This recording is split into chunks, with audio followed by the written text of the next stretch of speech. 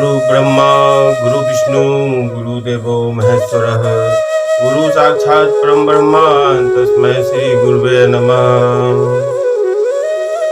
त्वमेव माता च पिता त्वमेव बन्धुश्च सखा त्वमेव विद्या द्रविणं त्वमेव सर्वं मम देव देवा।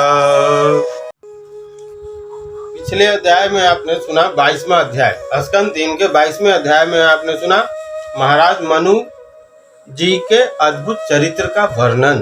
महाराज मनु कितने महान थे। अब आगे आप सुनेंगे कर्दम और देवहूति का विहार। कर्दम ऋषि की देवहूति के साथ शादी हो गई। अब आगे बताया जाएगा अथ त्रयोविंशोध्याय मतलब 23वें अध्याय, स्कंद 3 के 23वें अध्याय में कर्दम और देवहूति का विहार। श्री मैत्रेय जी कहते हैं, विदुर जी, माता पिता के चले जाने पर पति के अभिप्राय को समझ लेने में कुशल साध्वी देवहूति कर्दम जी की प्रतिदिन प्रेम पूर्वक सेवा करने लगी, ठीक उसी तरह जैसे श्री पार्वती जी शंकर भगवान की सेवा करती हैं। उसने काम वासना, दंभ, द्वेष, लोभ, पाप और मद का त्याग कर बड़ी सावधानी और लगन के साथ सेवा में तत्पर रहकर विश्वास, पवित्रता, गौरव, संयम, शुश्रूषा, प्रेम और मधुर भाषण आदि गुणों से अपने परम तेजस्वी पतिदेव को संतुष्ट कर लिया। देवहूति समझती थी कि मेरे पतिदेव दैव से भी बढ़कर हैं, इसलिए वह उनसे बड़ी बड़ी आशाएं रखकर उनकी सेवा में लगी रहती थी। इस प्रकार बहुत दिनों तक अपना अनुवर्तन करने वाली उस मनु पुत्री को व्रतादि का पालन करने से दुर्बल हुई देख देवर्षि श्रेष्ठ कर्दम को दयावश कुछ खेद हुआ और उन्होंने उससे प्रेम गदगद वाणी में कहा। कर्दम जी कहते हैं, मनुनंदिनी, तुमने मेरा बड़ा आदर किया है। मैं तुम्हारी उत्तम सेवा और परम भक्ति से बहुत संतुष्ट। सभी देहधारियों को अपना शरीर बहुत प्रिय एवं आदर की वस्तु होता है, किंतु तुमने मेरी सेवा के आगे उसके छिन्न होने की भी कोई परवाह नहीं की। अतः अपने धर्म का पालन करते रहने से मुझे तप, समाधि, उपासना और योग के द्वारा जो भय और शोक से रहित भगवत प्रसाद स्वरूप विभूतियां प्राप्त हुई है, उन पर मेरी सेवा के प्रभाव से अब तुम्हारा भी अधिकार हो गया है। मैं तुम्हें दिव्य दृष्टि प्रदान करता हूँ, उसके द्वारा तुम उन्हें देखो। अन्य जितने भी भोग हैं वे तो भगवान श्री हरि के भृगुटी विलास मात्र से नष्ट हो जाते हैं, अतः वे इनके आगे कुछ भी नहीं। तुम मेरी सेवा से भी कृतार्थ हो गई हो। अपने पतिव्रत धर्म का पालन करने से तुम्हें ये दिव्य भोग प्राप्त हो गए हैं, तुम इन्हें भोग सकती हो। हम राजा हैं, हमें सब कुछ सुलभ है। इस प्रकार जो अभिमान आदि विकार है, उनके रहते हुए मनुष्यों को इन दिव्य भोगों की प्राप्ति होनी बहुत ही कठिन है। कर्दम जी के इस प्रकार कहने से अपने पतिदेव की संपूर्ण योग माया और विद्याओं में कुशल जानकर उस अबला की सारी चिंता जाती रही। उसका मुख किंचित संकोच भरी चितवन और मधुर मुस्कान से खिल उठा और वह विनय एवं प्रेम से गदगद वाणी में इस प्रकार कहने लगी। देवहूति कहती है, द्विज श्रेष्ठ स्वामी, मैं यह जानती हूँ कभी निष्फल न होने वाली योग शक्ति और त्रिगुणात्मिका माया पर अधिकार रखने वाले आपको ये सब ऐश्वर्य प्राप्त है, किंतु प्रभु, आपने विवाह के समय जो प्रतिज्ञा की थी कि गर्भाधान होने तक मैं तुम्हारे साथ गृहस्थ सुख का उपभोग करूंगा, उसकी अपूर्ति होनी चाहिए, क्योंकि श्रेष्ठ पति के द्वारा संतान प्राप्त होना पतिव्रता स्त्री के लिए महान लाभ है।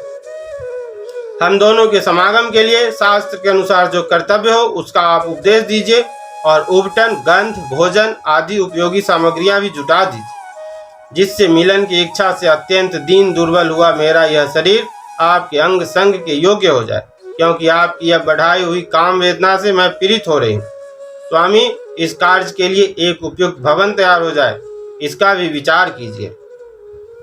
मैत्रेय जी कहते हैं, विदुर जी, कर्दम मुनि ने अपनी प्रिया की इच्छा पूर्ण करने के लिए उसी समय योग में स्थित होकर एक विमान रचा, जो इच्छानुसार सर्वत्र जा सकता था। यह विमान सब प्रकार के इच्छित भोग सुख प्रदान करने वाला, अत्यंत सुंदर, सब प्रकार के रत्नों से युक्त एवं सब संपत्तियों की उत्तरोत्तर बुद्धि से संपन्न तथा मणि में खंभों से सुशोभित था।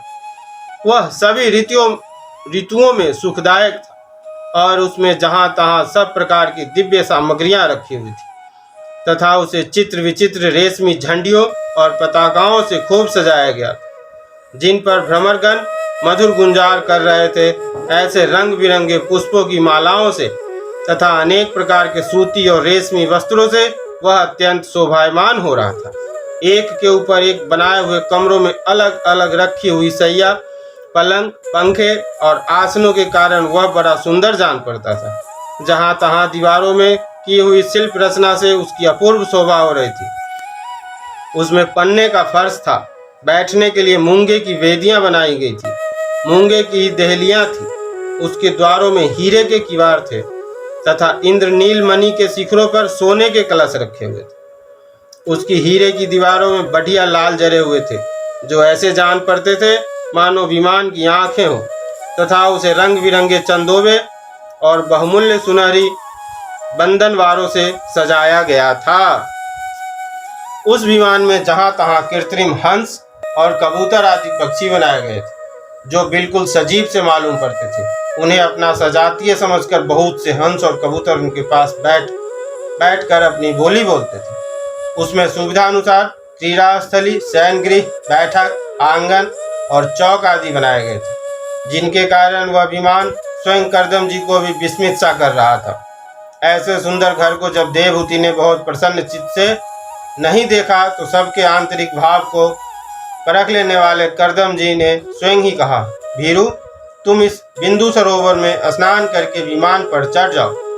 यह विष्णु भगवान का रचा हुआ तीर्थ मनुष्यों को सभी कामनाओं की प्राप्ति कराने वाला है। कमल लोचना देवहूति ने अपने पति की बात मानकर सरस्वती के पवित्र जल से भरे हुए उस सरोवर में प्रवेश किया। उस समय वह बड़ी मैली कुचैली साड़ी पहने हुई थी। उसके सिर के बाल चिपक जाने से उनमें लटें पड़ रही थी। शरीर में मैल जम गया था तथा स्तन कांतिहीन हो गए थे। सरोवर में गोता लगाने पर उसने उसके भीतर एक महल में 1000 कन्याएं देखी। वे सभी किशोर अवस्था की थी और उनके शरीरों से कमल की सी गंध आती थी। देवहूति को देखते हुए सब स्त्रियां सहसा खड़ी हो गई और हाथ जोड़कर कहने लगी, हम आपकी दासियां हैं, हमें आज्ञा दीजिए, आपकी क्या सेवा करें। विदुर जी, तब स्वामिनी को सम्मान देने वाले उन रमणियों ने बहुमूल्य मसालों तथा गंध आदि से मिश्रित जल के द्वारा मनस्विनी देवहूति को स्नान कराया तथा उसे 2 नवीन और निर्मल वस्त्र पहनने को दिए। फिर उन्होंने ये बहुत मूल्य के बड़े सुंदर और कांतिमान आभूषण, सर्वगुण संपन्न भोजन और पीने के लिए अमृत के समान स्वादिष्ट आसप प्रस्तुत किए। अब देवहूति ने दर्पण में अपना प्रतिबिंब देखा तो उसे मालूम हुआ कि वह भांति भांति के सुगंधित फूलों के हारों से विभूषित है, स्वच्छ वस्त्र धारण किए हुए है। उसका शरीर भी निर्मल और कांतिमान हो गया है तथा उन कन्याओं ने बड़े आदर पूर्वक उसका मांगलिक श्रृंगार किया। उसे सिर से स्नान कराया गया है। स्नान के पश्चात अंग अंग में सब प्रकार के आभूषण सजाए गए तथा उसके गले में हार हुमेल, हाथों में कंगन, पैरों में छमछमाते हुए सोने के पायजेब सुशोभित हैं।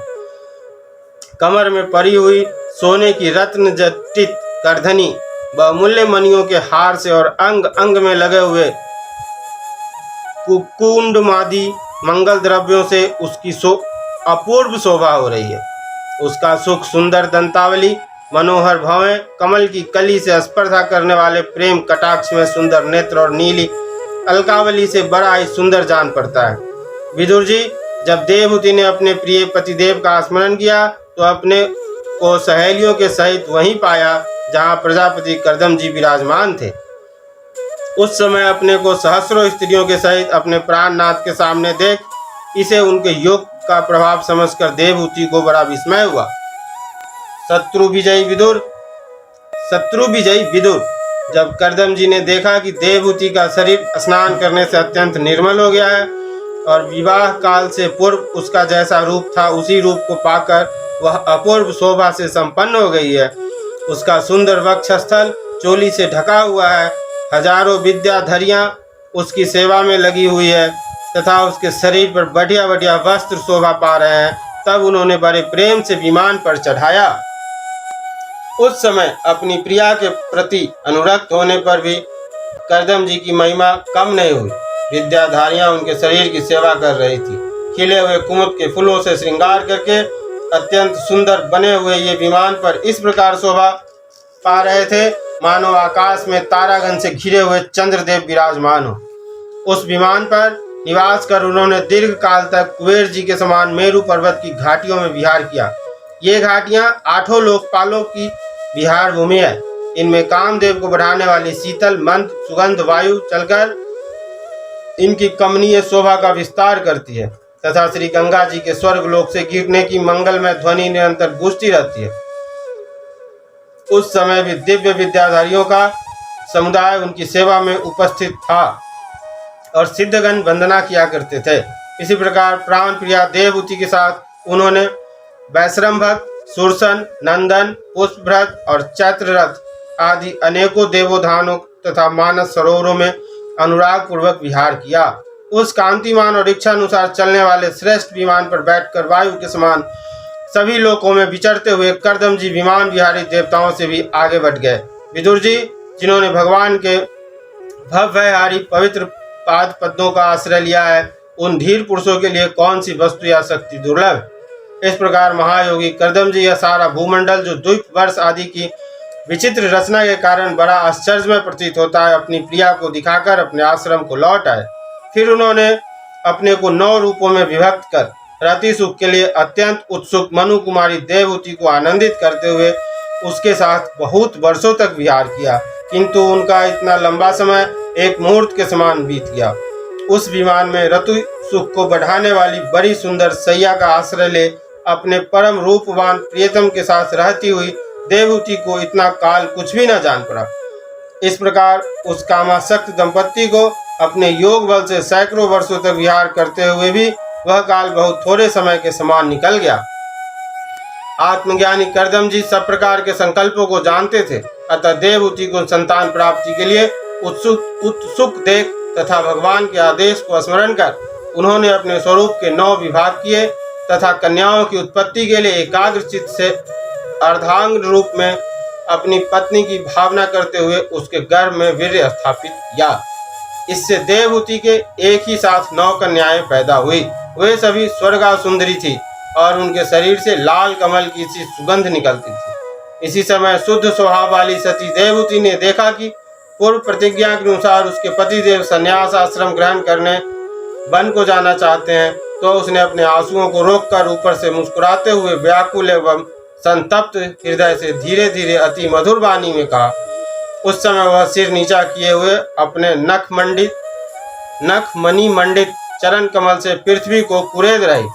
देवहूति ने कहा, भगवान, आपने जो कुछ प्रतिज्ञा की थी वह सब तो पूर्णतः निभा दी, तो भी मैं आपकी शरणागत हूँ, अतः आप मुझे अभयदान और दीजिए। ब्राह्मण, इन कन्याओं के लिए योग्य वर खोजने पड़ेंगे और आपके वन को चले जाने के बाद मेरे जन्म मरण रूप शोक को दूर करने के लिए भी कोई होना चाहिए। प्रभु, अब तक परमात्मा से विमुख रहकर मेरा जो समय इंद्रिय सुख भोगने में बीता है वह तो निरर्थक ही गया। आपके परम प्रभाव को न जानने के कारण ही मैंने इंद्रियों के विषयों में आसक्त रहकर आपसे अनुराग किया, तथापि यह भी मेरे संसार भय को दूर करने वाला ही होना चाहिए। अज्ञानवश असत पुरुषों के साथ किया हुआ जो संग संसार बंधन का कारण होता है, वही सत्पुरुषों के साथ किए जाने पर असंगता प्रदान करता है। संसार में जिस पुरुष के कर्मों से न तो धर्म का संपादन होता है, न वैराग्य उत्पन्न होता है और न भगवान की सेवा ही संपन्न होती है, वह पुरुष जीते ही मुर्दे के समान है। अवश्य ही मैं भगवान की माया से बहुत ठगी गई। जो आप जैसे मुक्तिदाता पतिदेव को पाकर भी मैंने संसार बंधन से छूटने की इच्छा नहीं की। इति श्रीमद् भागवते महापुराणे पारमहंस्यां संहितायां तृतीय स्कंधे कपिलयोपाख्याने 23वाध्याय। भागवत भगवान की है आरती, पापियों के पाप को है तारती। ये अमर ग्रंथ है, मुक्ति पंथ है, पंचम वेद निराला, नव ज्योति जलाने वाला। हरि नाम यही, हरि धाम यही, यही जग मंगल की आरती। पापियों को पाप से है तारती, श्री भागवत भगवान की है आरती।